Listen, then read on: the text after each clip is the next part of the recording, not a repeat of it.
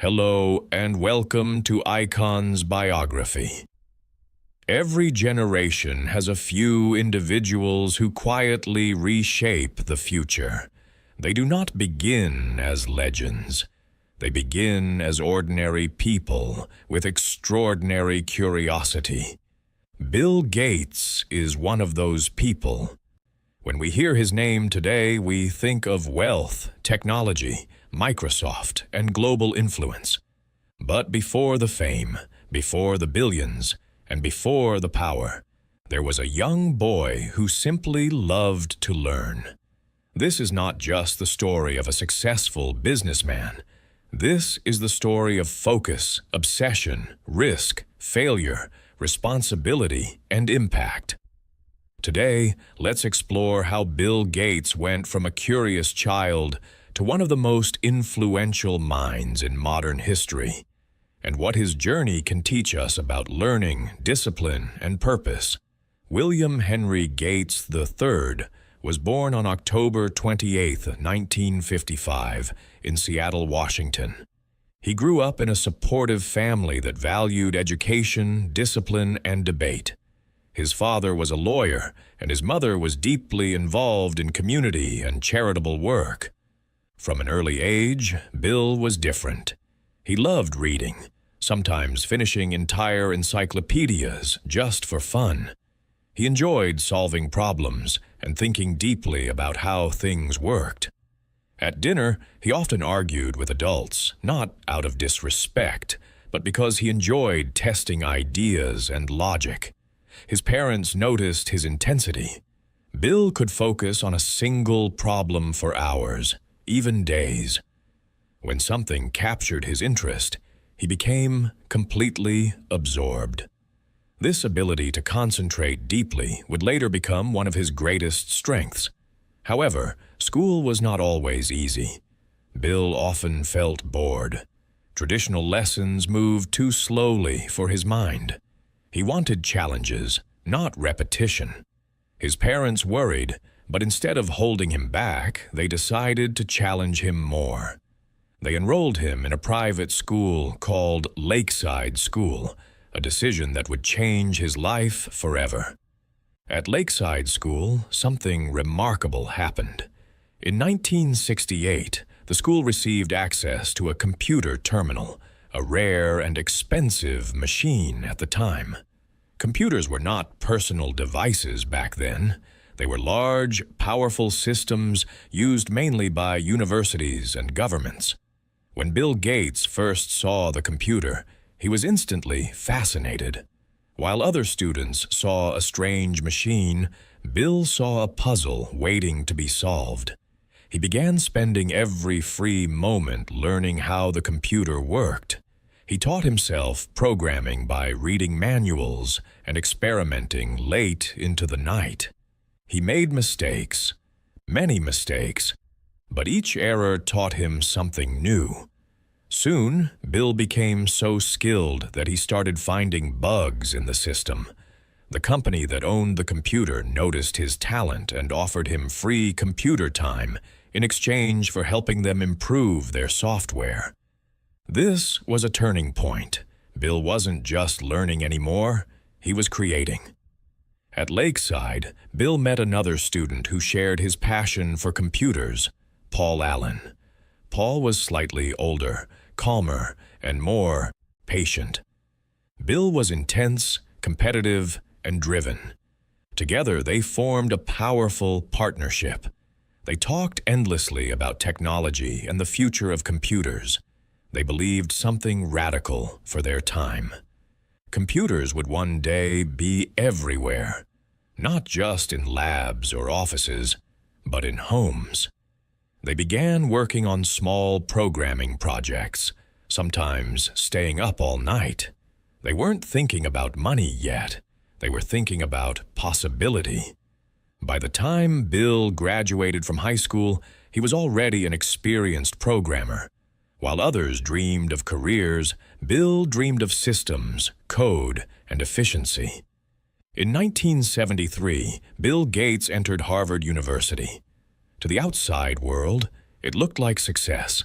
Harvard was prestigious, respected, and full of opportunity. But inside, Bill felt restless. His mind was not focused on classes, it was focused on computers. Meanwhile, the world of technology was changing. In 1975, a company released the Altair 8800, one of the first personal computers. When Bill and Paul read about it, they knew instantly. This was the moment they had been waiting for. They contacted the company and claimed they had software for the machine, even though they hadn't written it yet. Then they worked day and night to make it real. They succeeded. This was the beginning of Microsoft.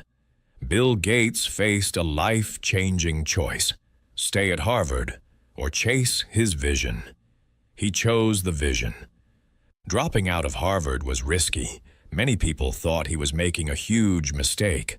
But Bill believed that opportunities like this came once in a lifetime. He left Harvard not because he failed, but because he saw something bigger. Microsoft began as a small company with a big dream: a computer on every desk and software for everyone. The early years were brutal. Bill worked endlessly, sometimes 16 hours a day. He demanded excellence and expected the same from his team. He reviewed code line by line, searching for errors. He believed that quality mattered more than comfort. Microsoft's big breakthrough came when it partnered with IBM to provide an operating system for its personal computers. That system would later become MS-DOS, and eventually Windows. As personal computers spread, Microsoft grew rapidly. Bill Gates became known as a tough leader, intense, demanding, and incredibly smart. He made mistakes. He faced criticism. He was involved in legal battles and competition. But he never stopped learning. He read constantly. He adapted quickly. He believed that technology should empower people. By the 1990s, Microsoft was everywhere. Windows became the dominant operating system. Office software transformed workplaces around the world. Bill Gates became one of the youngest self-made billionaires in history. But wealth did not define him. Even at the height of his success, Bill lived relatively simply. He focused on work, reading, and strategy. He believed that success carried responsibility. Over time, his thinking began to change. He started asking deeper questions. What should I do with this power? How can success help solve global problems? In 2000, Bill Gates stepped down from his role as CEO of Microsoft. Along with his wife, Melinda, he founded the Bill and Melinda Gates Foundation, one of the largest charitable organizations in the world. Their mission was ambitious: fight poverty, improve education, save lives. Bill shifted his focus from software to global health. He studied diseases, met scientists, and traveled to developing countries. He approached philanthropy with the same intensity he once applied to programming. Some people were surprised. Others were skeptical. But Bill believed that data, science, and smart investment could change the world. And in many ways, it did. The foundation helped reduce the spread of deadly diseases, improved access to vaccines, and supported education initiatives worldwide. Today, Bill Gates is known not just as a tech pioneer, but as a global thinker. He speaks openly about climate change, pandemics, and the future of humanity. He writes books, shares ideas, and encourages young people to think critically.